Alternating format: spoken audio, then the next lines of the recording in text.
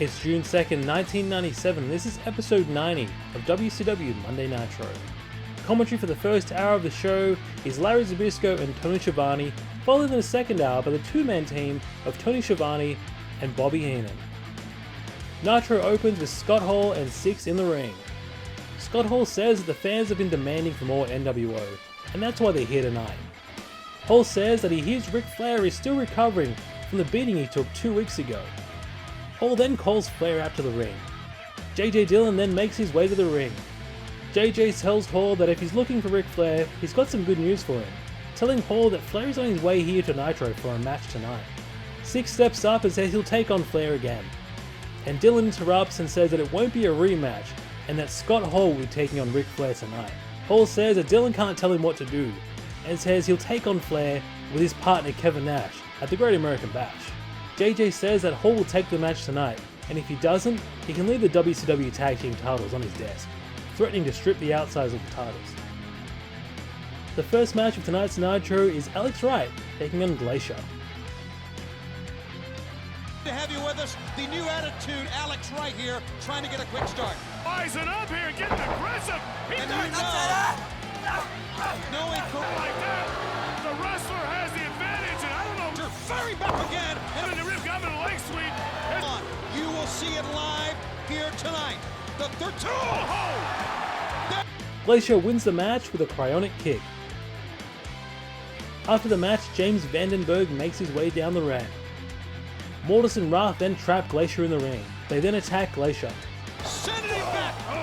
During the attack, Alex Wright asks for a piece of Glacier. Alex joins the attack, but Glacier is ultimately able to overcome all three men.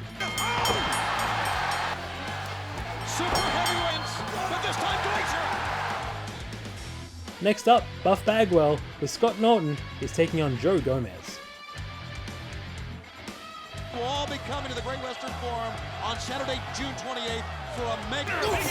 Beat up Buffy Bagwell here. Loves to pose, and maybe we'll take a little page from what happened at home.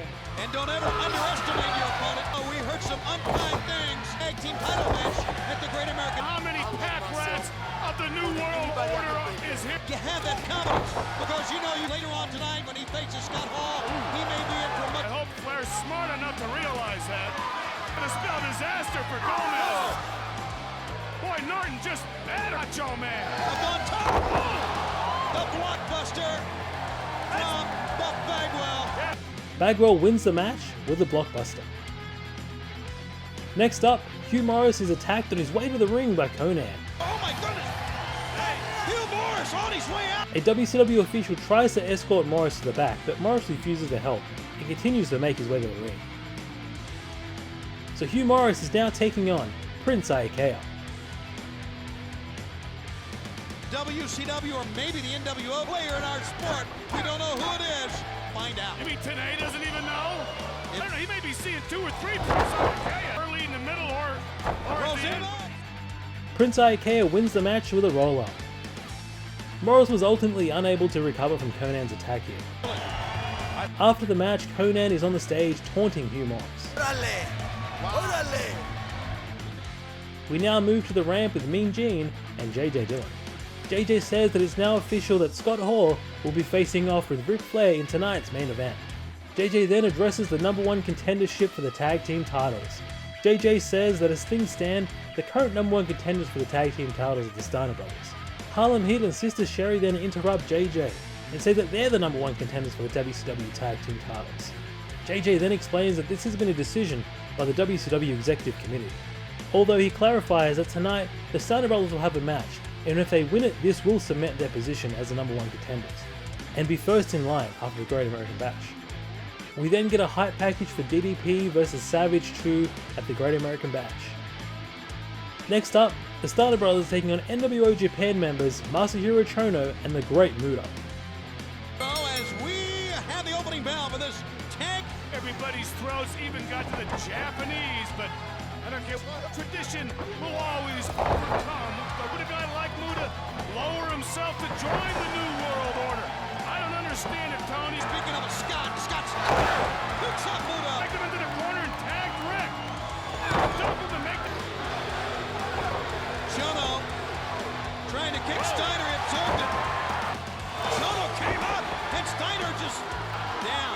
attack. He caught him. Two men from Japan, two major stars from Japan, and a great desperate is for the team of the NWO. How do you care? I don't know, but see, The Mafia kick. and now he's got himself in trouble. The handspring by the great Muta. Scott Steiner left. Take advantage of it. Meanwhile, action in and out of the ring. During the match, the Harlem Heat attack Ric Steiner. They then toss him back into the ring, allowing Muta to get the win. Do you see the culprits? There you see the man and the lady. JJ Dillon and Mean Gene meet the Harlem Heat on the ramp after costing the Steiners the match. Stevie Ray says that this must make us the #1 contenders now. And JJ Dillon says that although this has affected the Steiners standing in the tag team title picture, it's not without its controversy, and tells the Harlem Heat that they are not the #1 contenders, but have an important match coming up later tonight. We now move into the second hour of Nitro, and Mean Gene is on the ramp awaiting the arrival of Ric Flair. Hyped up, Ric Flair says that he doesn't know if he can beat Scott Hall here tonight, but wants to find out. Ric Flair then says that he's going to stop a pothole in Scott Hall's toothpick chewing ass. The next match is for the WCW United States title. Malenko is defending against Michael Wallstreet. Accomplished wrestler too on the mat. And here's a man, but kind of in a rebel type way, has put Malenko, ducks through, rolls up. Now Nick Patrick is taking charge. No nonsense, getting right one on sale. We talked about the Great Western Trail. Well, last week I was in Los Angeles. I was at the Planet Hollywood, and I'll tell you, the whole Realize what's going on here, and he caught him there. And at first I wasn't sure. I thought back to his feet. And that time, the U.S. champ. And a vertical super likes to keep you on the mat. He's got both legs, and he pulls the cloverleaf. That's exactly what he's showing. Running Larry. Wallstreet wanted to speak him. Oh, he wasn't hurt at all. He lured him in. Jeff Jarrett heads out, and Jarrett trips Malenko, trying to cost him the match here. But Malenko is able to kick out. Trying to help Wallstreet. Gotta turn him now. And sit down on him. He's got him. Got the cloverleaf, preventing the man from getting the rope. He can't do that. He's got to be impartial. Malenko wins the match with a Texas cloverleaf. I also should note here that during the submission, Nick Patrick stood in the way of Wallstreet, not allowing him to reach the ropes. After the match, Mean Gene is in the ring with Jeff Jarrett and Deborah. Jarrett says that ever since Slamboree he's been waiting to get a rematch of the United States title, and challenges Malenko to a rematch next week on Nitro. Malenko says that he accepts the challenge, and he'll prove to Jarrett and the world that Slamboree wasn't a fluke. Mongo then heads out and tells Jarrett that next time he wants to head out to the ring, he needs to let him know. Jarrett then says that Mongo's done enough for his career lately, and tells him that now he's looking out for himself. He asks Deborah to come with him, but Mongo tells her to stay with him. Mongo then addresses Kevin Green, saying that Green owes him all his current success, and he should be giving him half his salary. Mongo will be taking on Kevin Green at the Great American Bash. Moving to some more tag team action, Ciclope and Damien are taking on the Harlem Heat with Sister Sherri. With the win. This has to be considered a big match for Harlem Heat, Frank. The duo to face Harlem Heat, and Harlem Heat coming out very aggressive in this matchup. Angeles, going to be a big night for all of us. The entire announce cruise to hometown. We look forward to seeing our great fans there. Tickets at the box office and all Ticketmaster. Their style is completely different. Oh boy, how about that? Damien, suicide dive. That time, Damien very aggressive, looking very good here. Oh boy. Oh, but South, he rented his own weird jet. Triple team. What will happen tonight? Uh-oh. Watch. Oh, no. Oh my goodness! The Steiners interfere in the match and take out Booker T, allowing Damien to hit Booker T with a top rope dive for the win. This loss would also remove Harlem Heat as possible #1 contenders. Next up, Chris Benoit is taking on the Barbarian with Jimmy Hart. Benoit obviously going right after the Barbarian. Just that time, he picks him up and sends him down. Jimmy Hart is up. Benoit. And with a man like the Barbarian, oh, he could have broke both his knees. Oh my goodness. This fend against this. It's going to be a pile driver. Up. Would you like to make the trip? No. And preventing the elevation, shoving the Barbarian above. Benoit. Out here, the Barbarian right here on Nitro. Give up, he won't give up. Did he give up? Chris Benoit wins the match with a crippler crossface. After the match, Mean Gene meets with Chris Benoit outside the ring. Benoit then says that he beat the Barbarian, so where's Sullivan? Jimmy Hart interrupts and says that was step 1, and now for step 2, Chris Benoit will have a rematch with May, at the Great American Bash, once again in a death match. Jimmy Hart then says that Benoit should turn up to Nitro next week, because there he'll let him know what Step 3 will be, if he gets through May. It's now time for tonight's main event. Ric Flair is taking on Scott Hall with Syxx. To ask this too, and I know Benoit just had a very physical matchup, but I need to lie here. You see Syxx out with Scott, and a backhanded chop. Ric Flair! All the attributes of a champion. Flair! Right.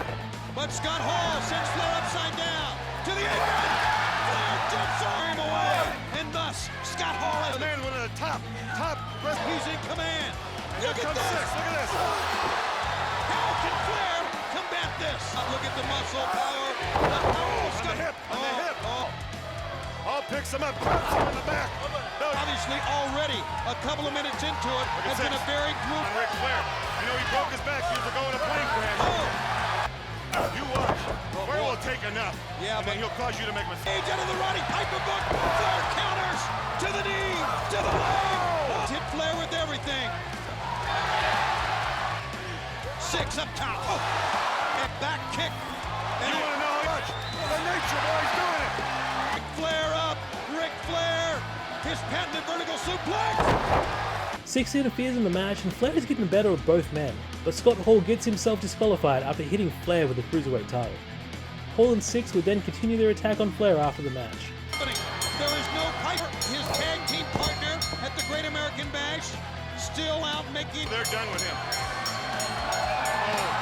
After some time, Mongo and Jeff Jarrett run in, forcing Scott Hall and Syxx to retreat.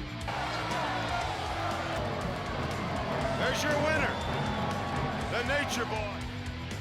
As Tony Schiavone and Bobby Heenan are wrapping up the show, the Macho Man is heading out with Elizabeth, forcing Mean Gene to the ring. Gene is trying to leave, but Savage continues to threaten Gene all the way to the ring. Gene says that Savage has been underestimating Diamond Dallas Page. Savage says that he's the greatest that ever lived, and Gene says that maybe someone needs to knock you down a peg. This only adds fuel to the fire with Savage, and Savage continues to threaten Gene, asking if he'd like to be the warm-up before he takes out Dallas at the Great American Bash. JJ Dillon then heads out, allowing Gene to leave the ring. JJ says that he doesn't want to see Savage or anyone else put their hands on a WCW announcer ever again, telling Savage that he owes Gene an apology. Savage then gets into the face of JJ Dillon. JJ says that Savage isn't the Macho Man that he used to be, and lately he's been calling out people like Dallas from the crowd whilst hiding behind Elizabeth. Savage snaps and attacks JJ Dillon.